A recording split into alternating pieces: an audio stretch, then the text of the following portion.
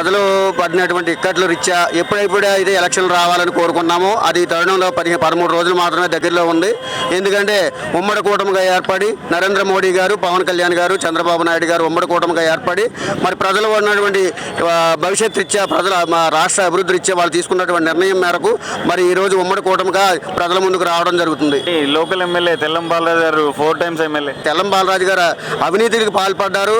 అదేవిధంగా మరి ఈ రోజు మన పోలవరం నియోజకవర్గ అభివృద్ధి ఎక్కడ పడితే అక్కడ కుంటిపడినట్టే ఉంది సార్. మరి ఎందుకంటే ఈ రోజు అభివృద్ధి కుంటిపడటంతో ప్రజలందరూ కూడా ఎదురు తిరిగి ఉన్నారు. పోలవరం నియోజకవర్గం అంతా కూడా ఎప్పుడైతే ఉమ్మడి కూటమి అభ్యర్థిని గెలిపించడానికి సిద్ధంగా ఉన్నారు.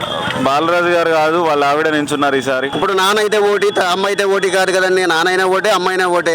ఆ తెల్లం బాలరాజు గారు అయినా ఓటే, మరి ఆయన భార్య అయినా ఓటేనండి. ఆయన నిలబెట్టిన మాత్రాన ఒక రకంగానో తన భార్యను నిలబెడితే ఒక రకంగానో ఉండదండి. ప్రజలైతే ఒక నిర్ణయం తీసుకున్నారు. ఆల్రెడీ ప్రజలు ఉమ్మడి కూటమికి మరి అభ్యర్థిని గెలిపించడానికి సిద్ధంగా ఉన్నారని తెలియజేస్తా ఉన్నాను.